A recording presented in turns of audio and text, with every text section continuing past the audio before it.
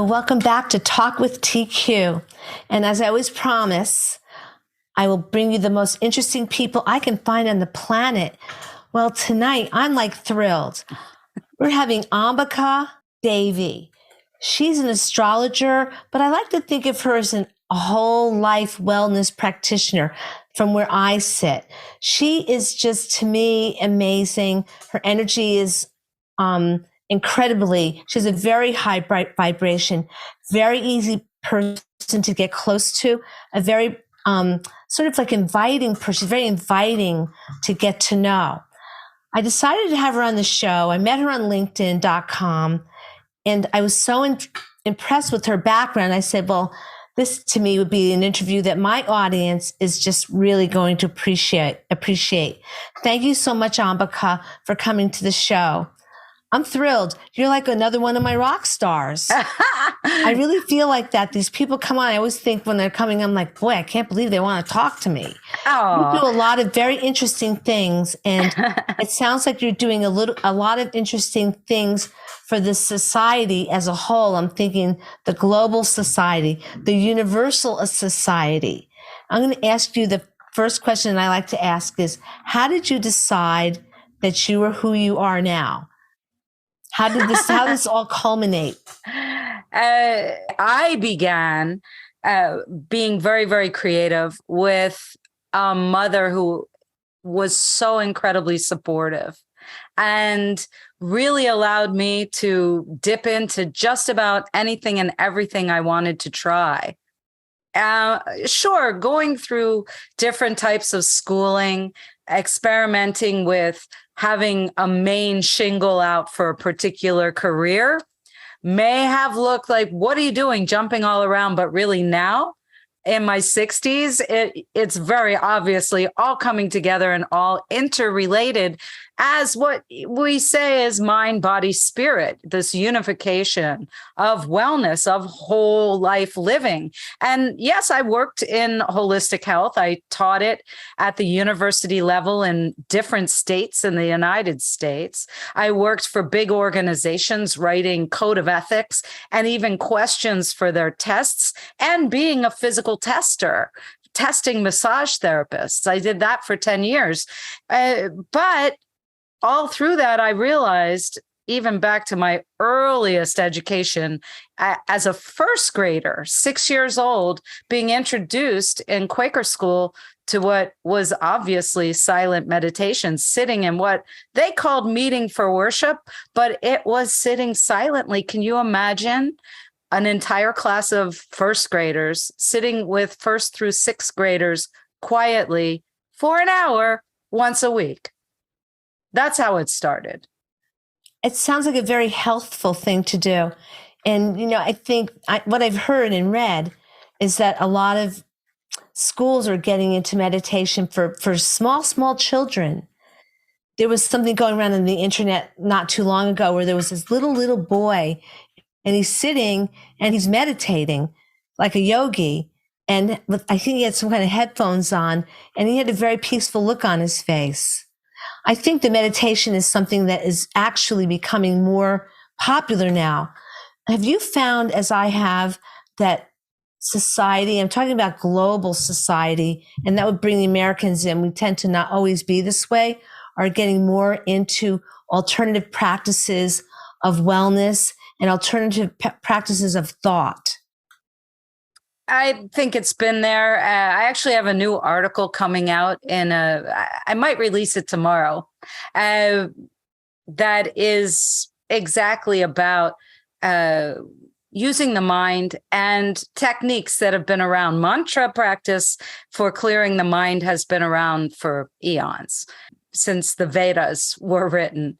And then we've got positive affirmations, which I think are a little bit newer in thought, and prayer. How long has prayer been around? And what I'm doing is explaining them, and also the way to get them to really change things. So can we really say this is new? No, it's just certain people are becoming aware that it exists. And it doesn't matter which pathway you take in, you see, because they really all merge back in history. I noticed that I did get a little glimpse of that blog that you said you're actually releasing tomorrow, and you were kind enough to send me the link.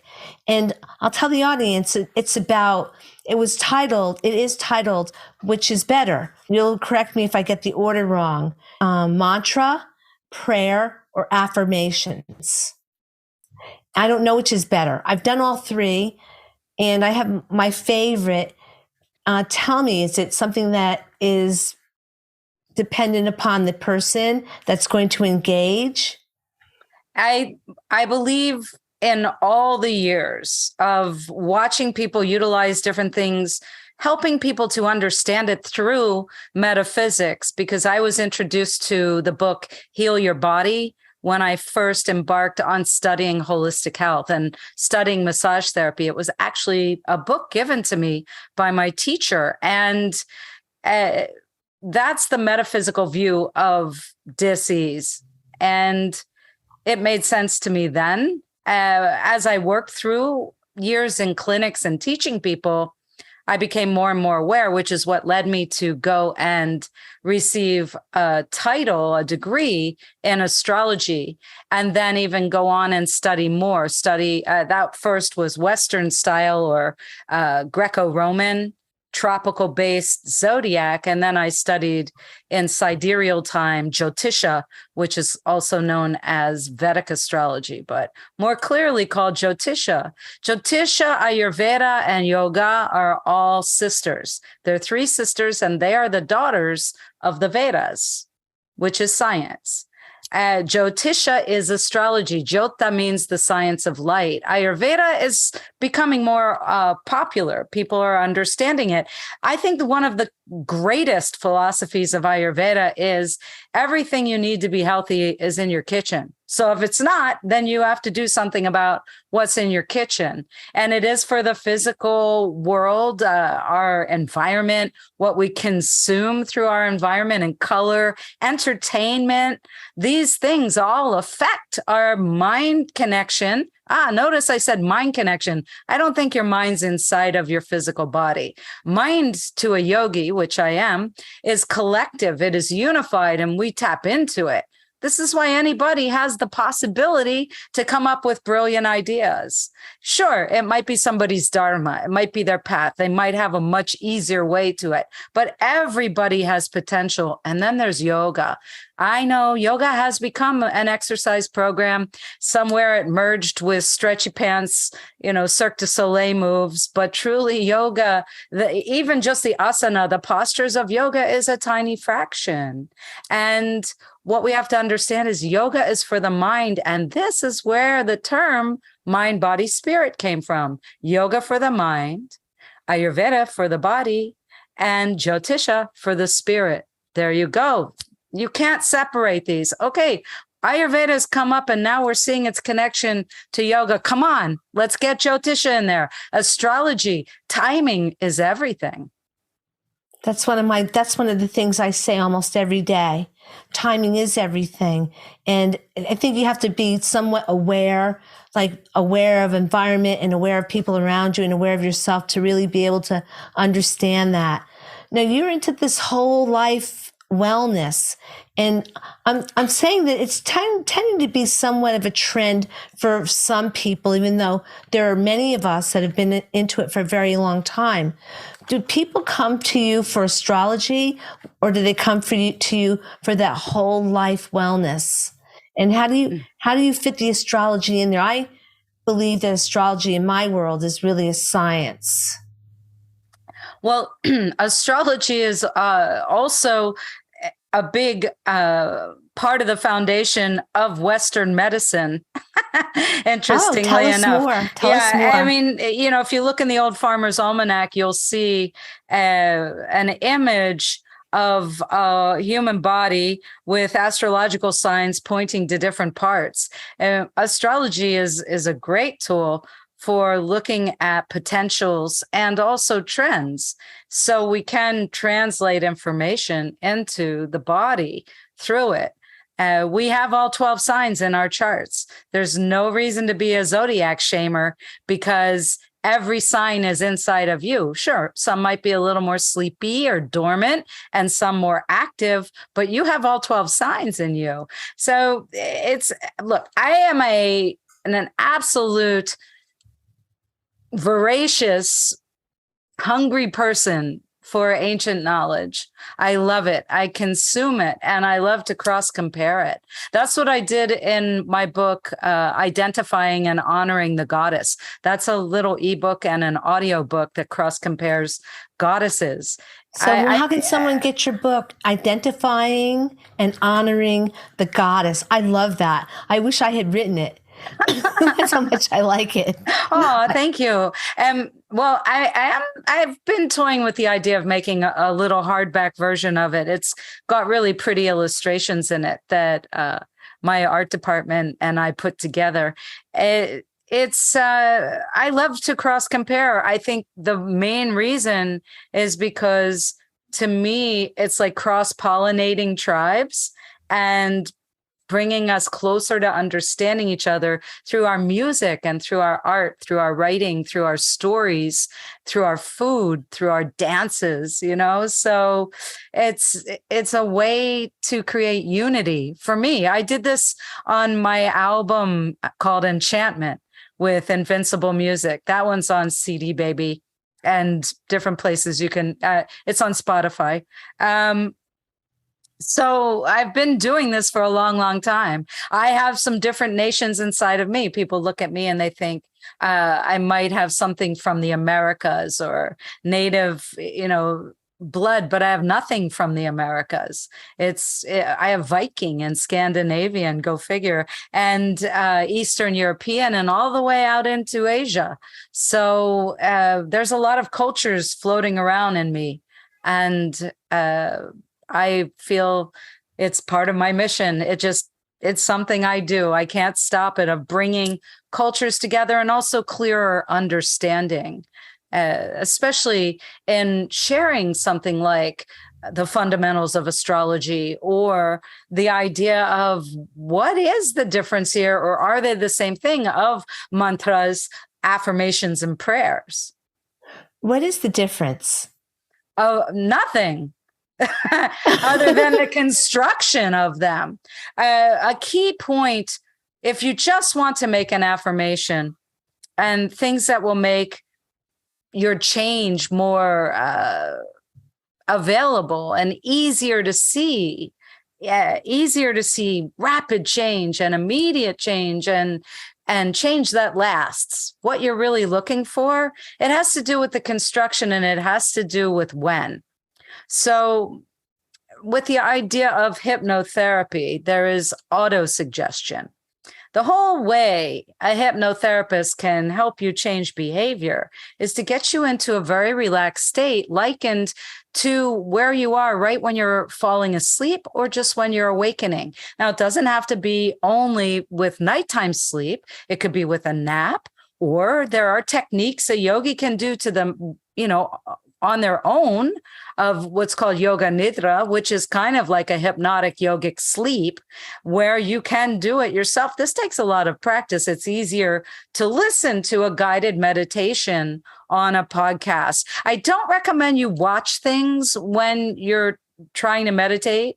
You're kind of like a bird, you're like a dinosaur, you're like a lizard. So closing the light out, you have that part of your brain. When you close the light out by pulling a shroud or a blanket or something over your head, you can quiet the mind a lot more readily. And then being able to have a phrase that's easy. So what would be something you would want a great affirmation for, Toni? I would say my body is healing itself because my body loves me. Okay, so that's a beautiful thought. However, it's ineffective. Okay, sorry. Okay, no. I don't want you to feel bad. I don't want you to feel bad. I'm going to show you how to make it better. Okay, so whenever we say my body, we're showing possession. But truly, we are, right? And the only way to say that is I am. Oh, right. I Sounds am like is Wayne Dyer used to say that. the most powerful phrase in any language. So in any prayer, I am. And then to say health, I am health, because you want the thing, not the becoming the thing. So I am health.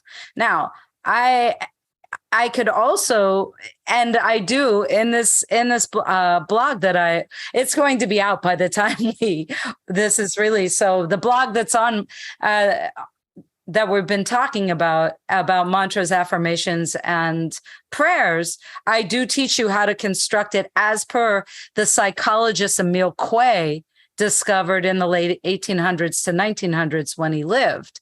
I'm pretty sure a teacher of mine who was one of my favorite meditation teachers knew him in Paris because he was living in Paris back then. I met this teacher when my teacher was 103 years old. He lived to be 106. And I had the blessing of learning his techniques. And you know what? He used this phrase that I am now understanding that Emil Quay developed. And Emil Quay is a psychologist. This is some of the only information taught at the Shivananda ashram in the Bahamas, where I still study. I have 5 yoga teacher training certifications going back to 1978, but I also took my 5th at Shivananda Ashram in 2010. So I have all these different certifications, including a master's degree from the Hindu University. So I've gotten really deep into the topic of yoga and meditation, and I continue on. I'm 10 years into a PhD of research. So we'll see where that leads further with more books, no doubt. But what Emil Quay's master phrase is so simple. And I practiced it for years, and here it is. Day by day, in every way, I'm getting better and better. Now, many people have changed this around and morphed it around. It could be every day in every way, I'm getting better and better. That's what Bhante used to say, my meditation teacher. And then I've heard it even with an extra better. But just recently, my teacher is teaching this information that Swami Swarupananda, who is the acharya of the campus, of the Bahamas campus right now, he developed a course, and it's the only course he's ever created that is not directly from the Vedas or from the Mahabharata or its 18 chapters of the Bhagavad Gita or the sutras of Patanjali, who that's the backbone of yoga right there. And this is the information of Emil Quay. I am so fascinated to loop all the way back and find this phrase again. And so what we're learning is you've got to have the present tense. So you could reconstruct this phrase of yours and make it so much powerful by adding, something about henceforth or from this moment forward or day by day or whatever. That's going to really supercharge it. Then give it some immediacy, growing rapidly or exponentially, and give it some foreverness. Infinitely. I like infinite. That tells me all the way into the future, as far as I could imagine. And then say what it is you want. And then also add something to say, if you feel spiritual, and I say the G word. So I say, by your grace, God, or by your sweet love, Lord, or whatever version comes out of my mouth, because I definitely talk to this omnipresence in different ways. And then I take it a step further and say, thank you. Thank you. Gratitude, I found that, I don't know if you agree, gratitude, people have said, is one of the most powerful things you could feel. And as long as you feel it, if you express it, I found that it can be very powerful. I think that you're very generous to walk us through the process of developing our own mantra. Most people just say, this is what you say, that's it. But you actually give someone something to think about so they can make it their own. I thank you for that. Oh, my pleasure. And I would consider something like this an affirmation or a prayer, because, if you're adding spiritual words in, that probably does trigger the feeling of prayer. Of course, believing that it can be, not that it will be. That it is, right? Exactly. And, but when it comes to mantra, there are ancient mantras. Many of them are saying different names of God. I think it gets confused. What does this mean? There's all these different gods. No, the way I like to explain it is that it's like a big gem, and there's all these different facets, and each facet is kind of a different version. Or, look, when you woke up this morning, Toni, were you exactly feeling the way you are right now? I've gone through different feelings. I was a little goofy when I woke up this morning and leaving video messages for my friends, and then I got serious and I was like, I'm finishing this article. So we go through different emotions. And maybe I talked to a client and I was totally wanting to be supportive to them. So we have to understand this omnipresence also kind of reflects these human nature senses that we have. We want to relate to this. The yogis believe that we are one. There's only one. We're not even separate. It's delusional and amnesia to think that we're separate. We see it in movies like the first Matrix, everybody hooked in and connected, imagining and dreaming the reality. That is so yogic philosophy right there. How do you, when you deal with different people, because I know very often, many people have been into this sort of metaphysical, holistic kind of thinking, not just thinking one way. I'd say people that are more open-minded and don't allow their minds to be restricted by certain things. There are people, and I'm sure you're aware, that are afraid of this. It scares them. Oh, yeah, because it's like spell casting.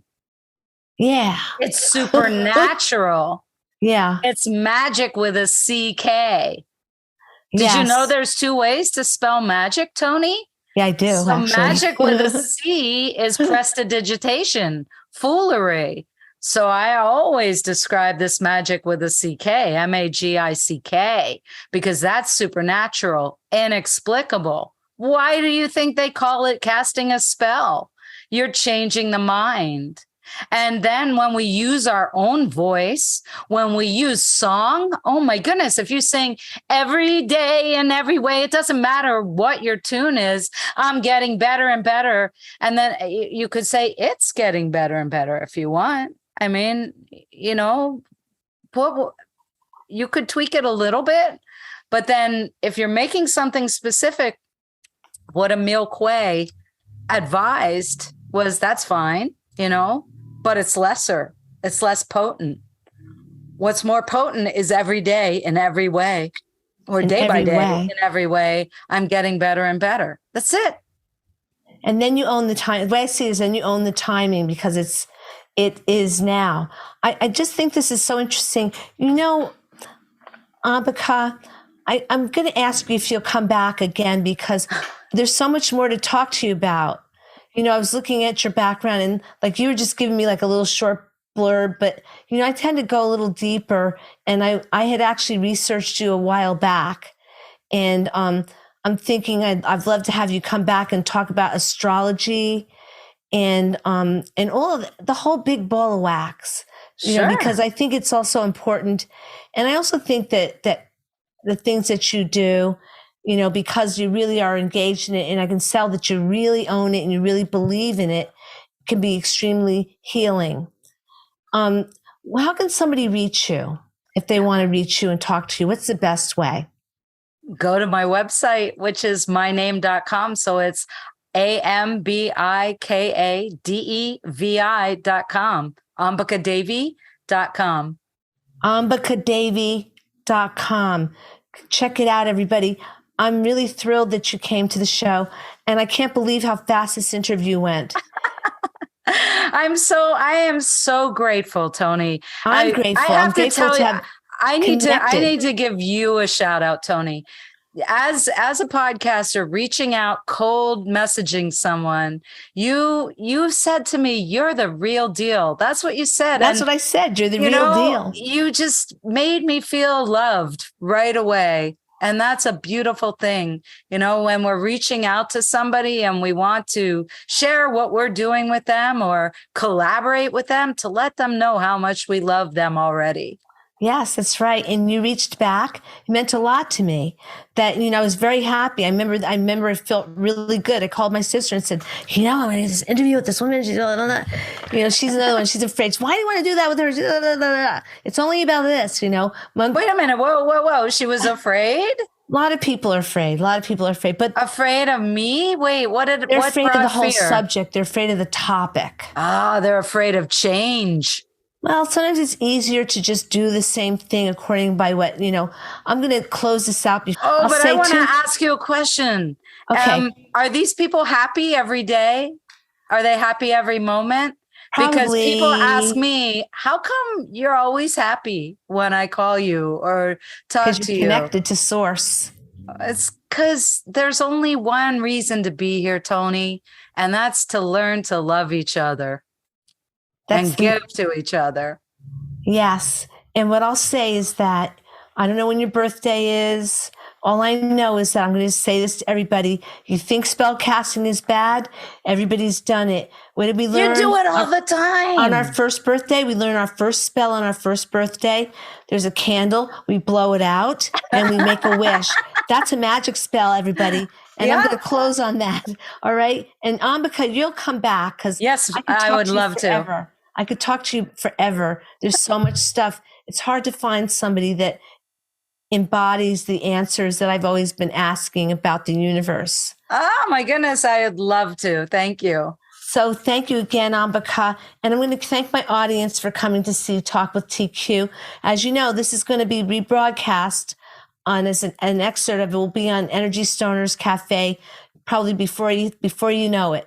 But I'm really looking forward to having Ambika back to talk to us about what's really important in our lives. And on that note, I'll say to everyone, bye-bye. See you next time. Namaste. Namaste. Namaste.